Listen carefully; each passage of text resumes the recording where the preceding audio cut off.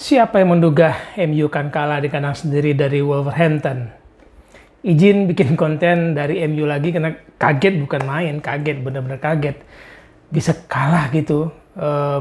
Kekalahan pertama Rangnick dengan penampilan yang jauh dari memuaskan, bahkan kalah agresif dibandingkan Wolverhampton secara produktif mendekati gawang lawan, melepaskan tembakan.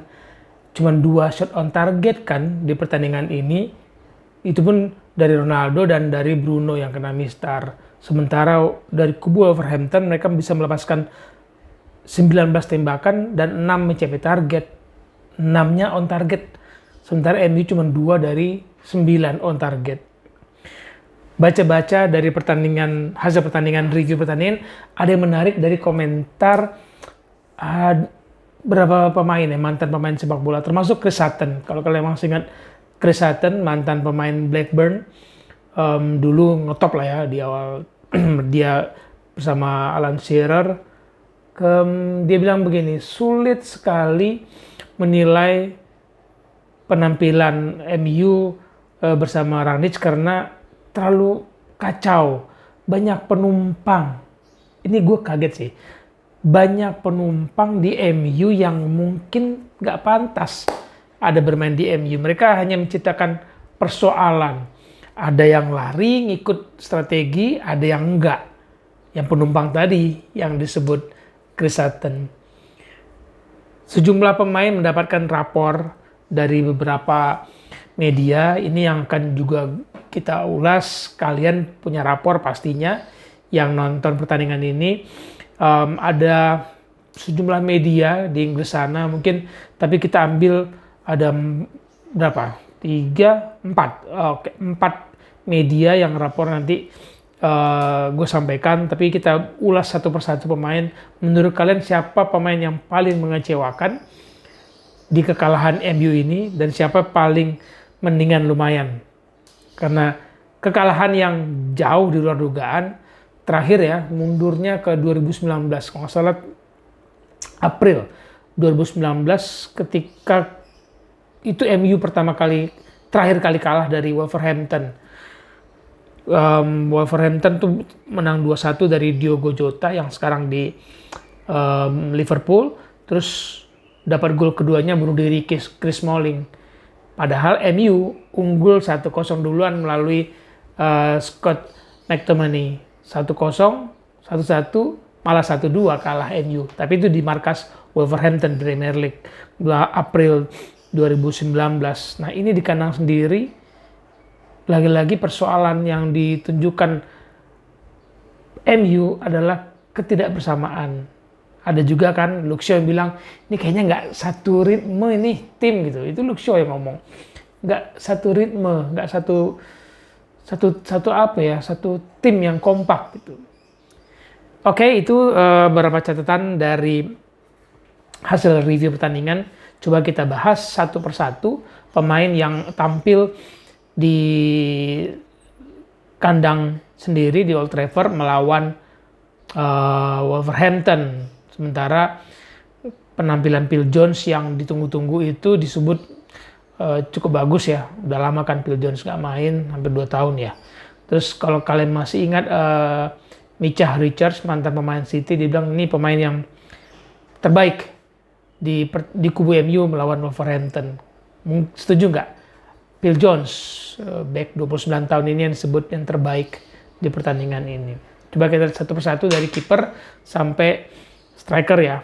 Silakan kalian punya pendapat, rapornya berapa, yuk kita diskusi di What with West ini. Kita mulai dari kiper David De Gea. Tampil seperti biasa lah ya, menjadi penyelamat pertahanan MU, termasuk mementahkan peluang emas dari Ruben Neves. Kemudian hanya pas ketika gol Moutinho itu terjadi, Moutinho melepas bola, De Gea pandangannya tertutup oleh banyak pemain di depan, di tengah kotak penalti. Ya, yang nggak bisa dibilang salah De Gea murni ya, karena secara pandangan dia tertutup. Tapi tetap saja rapor dia dinilai dengan kebobolan itu. Manchester Evening News memberikan rapor 6, 90 Minutes 8, Team Talk 8, dan Sky Sport memberikan 7 untuk De Gea. Kalian beri rapor berapa?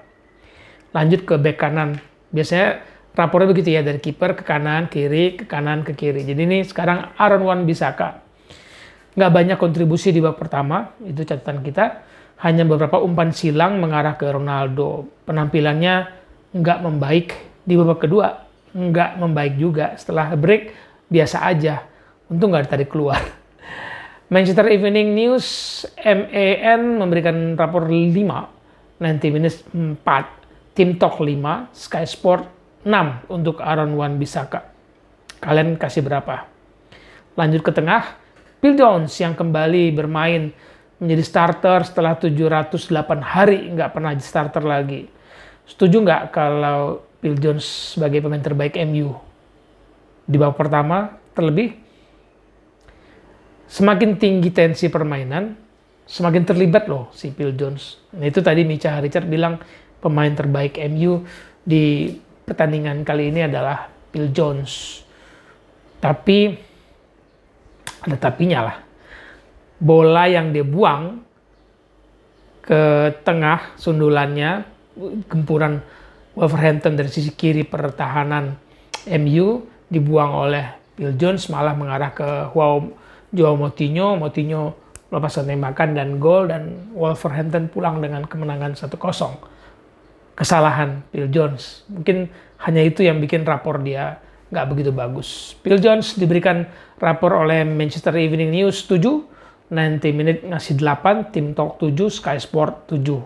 Boleh lah ya, lumayan. Rafael Varane menjadi starter yang kedua kali dalam 3 bulan ini, tampil cukup solid ketimbang waktu melawan Newcastle ya. Kalau lihat permainan dia sebagai starter lawan Newcastle, terlihat oke lah mengawal Raul Jimenez, penyerang dari Wolverhampton. Rapornya berapa? Manchester Evening News kasih 6, 90 Minute kasih 6, Team Talk ngasih 5. Oh, Team Talk pelit juga nih. Sky Sport ngasih 7. Nah, beda-beda kan? Luke Shaw. Bagaimana dengan Luke Shaw? Gol Wolverhampton kan dari sisi Luke Shaw. Harus diakui daya ledak, kita harus akui lah ya, daya ledak Luke Shaw jauh menurun ketimbang kalau dia membela Inggris di Euro kemarin. Beda banget. Masuknya beda, kontribusi serangannya beda. Kurang memberikan tekanan kepada lawan dari sisi kiri. Apalagi Sancho di kiri juga melempem gitu. Nah, gol Moutinho kan dimulai dari gempuran Adama Traore di sisi kiri Luke Shaw, dan itu menjadi PR dan penilaian rapor merah mungkin bagi Luke Shaw. Makanya si Manchester Evening News memberikan rapor 5, 90 Minutes masih baik lah 6, Team Talk masih 5, Sky Sport lagi-lagi 7. Setuju nggak ya? Scott McTominay yang pencetak gol waktu MU terakhir kalah lawan Wolverhampton bersama Nemanja Matic menjadi pilar di 4-2 gelandang bertahan, 4-2-2-2 kan formasinya. Tapi ya harus diakui nggak nyaman kelihatan dan ceroboh, penguasaan bolanya juga nggak bagus, nggak memberikan kontribusi yang signifikan lah, dan malah menguntungkan pemain lawan. Neves, Moutinho diuntungkan dengan kecerobohan permainan, koordinasi dan area penguasaan Scott McTominay. Untung dipertahankan di babak kedua, namun nggak juga membaik permainannya. Rapornya oleh Manchester Evening News kasih 4, 90 Minute kasih 6, Team Talk kasih 5, Sky Sports 6. Baik lagi ya Sky Sport. Gimana dengan Matic? Nah, ini Matic jadi pilar lini tengah MU kan bersama Tominey, namun tidak bisa berkontribusi yang spesial lah, bisa dibilang begitu ya si Nemanja Matic, kecuali ketika dia menusuk pertahanan sisi kanan pertahanan Wolverhampton, ngambil bola lemparan dari Jadon Sancho, operan dia ke kotak penalti, ada Bruno Fernandes yang masuk sebagai pemain pengganti, tembakan Bruno membentur tiang Mistar gawang Wolverhampton. Itulah SOT kedua MU. Itulah kontribusi yang sangat baik dari Matic di pertandingan itu. Manchester Evening News memberikan rapor 5, 90 Minutes ngasih rapor 5, Team Talk 4, Sky Sports 6. Pindah ke tengah lagi, dari 4-2-2-2, ini yang 2 Mason Greenwood.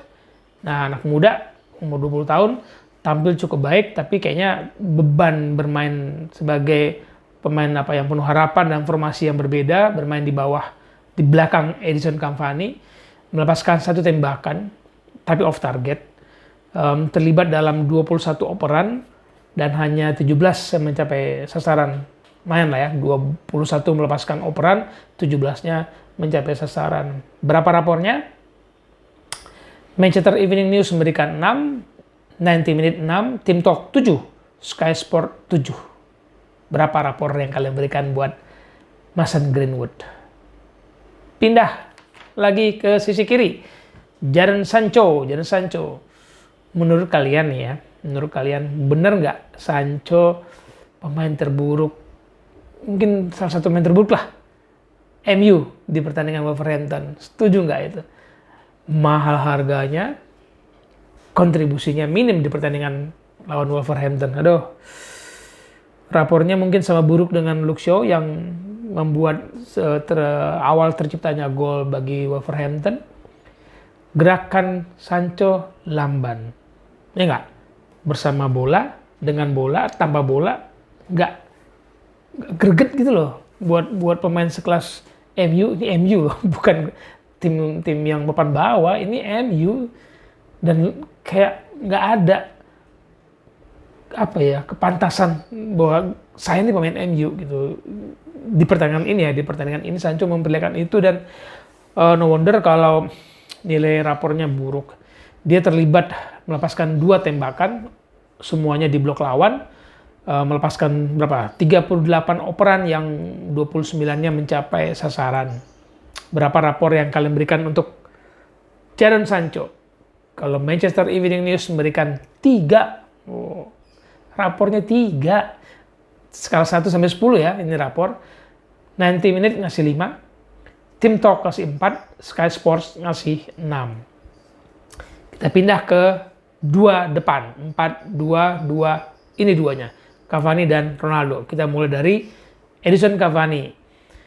Cocok nggak Edinson Cavani bermain dengan formasi 4-2-2-2, terus di belakangnya ada Greenwood, anak muda yang mungkin bisa tabrakan posisinya di sisi kiri pertahanan lawan. Dari arah kanan banyak bermainnya kan, kanan MU, sisi kiri pertahanan Wolverhampton. Kayaknya Cavani bisa dibilang nggak berperan besar dalam pertandingan ini, antara ada dan tiada lah ya, hanya melepaskan 1 tembakan dan off target. Berapa rapor Cavani di pertandingan ini? Manchester Evening News kasih 4, Team Talk kasih 4, 90 Minute kasih 4, hanya Sky Sport yang mendingan kasih 5. Edinson Cavani. Lalu berapa rapor Cristiano Ronaldo? Salah satu penembak on target selain Bruno Fernandes. Dia melepaskan 2 tembakan, yang 1 on target tadi, golnya sempat dianulir karena offside. Nggak banyak kita lihat aksi dan ancaman Cristiano Ronaldo, meskipun tetap saja dia menjadi pemain yang paling agresif, yang paling banyak bergerak untuk mengancam gawang Wolverhampton. Paling berbahaya bagi Wolves. Berapa rapor kalian kasih untuk Cristiano Ronaldo? Manchester Evening News kasih 4. Dalam skala 1 sampai 10, 90 Minute kasih 4, Team Talk kasih 5, Sky Sport kasihnya 6. Ekspektasinya tinggi kali ya untuk Cristiano Ronaldo, sampai 4 loh. Manchester Evening kasih 4, 90 Minute kasih 4. Kalau rapor sekolah, kenaikan kelas tinggal kali ya. Ekspektasi terhadap Ronaldo sangat tinggi, sehingga bolehlah kita bilang kecewa dengan Ronaldo. Dengan formasi 4-2-2-2, nggak mudah yang bermain ala Rangnick. Rangnick bilang di pertandingan kali ini, dia bilang dengan performa seperti ini, dia nggak takut MU akan gagal 4 besar. Nggak takut, dia bilang. 4 besar dapat dengan performa seperti ini. Hasilnya aja yang kurang baik. Ya kalau kurang baik hasilnya, terus-terusan begini, repot juga Rangnick. Kapan mau masuk 4 besar kalau Spurs terus-terusan maju, Arsenal, West Ham, ya kan? Bagaimana rapor pemain pengganti, cadangan? Ada 3 pemain yang masuk di tengah pertandingan. Pertama Bruno Fernandes, tampil lagi setelah menjalani skorsing ya. Kemarin dia nggak bisa main kena skorsing. Masuk menit ke 60 menggantikan Mason Greenwood. Punya peluang emas. Operan Matic yang tendangannya membentur Mister Gawang. Lumayan memberikan kontribusi meskipun gua agak kaget. Kok Bruno nggak main dari awal ya? Kok Bruno nggak starter ya? Dengan formasi 4-2-2 ini jangan-jangan nggak ada tempat bagi Bruno dengan gaya bermain Rangnick. Menarik juga kalau ngelihat Bruno yang waktu datang Januari 2020 memberikan kontribusi yang sangat signifikan terhadap perubahan permainan MU. Agresivitas, kreativitas berbeda ketika Bruno ada. Sekarang Bruno seperti redup. Kan pernah kita bahas ya. Ada Cristiano Ronaldo, ternyata Bruno harus menjadi pelayan lagi bagi Ronaldo. Dan itu mungkin akan mengurangi sinar Bruno. Tergantunglah nanti Rangnick bisa membuat racikan baru yang memainkan kembali kehebatan kreativitas Bruno, memunculkan kembali bersama Ronaldo. Penggantian pemain kedua ada Marcus Rashford.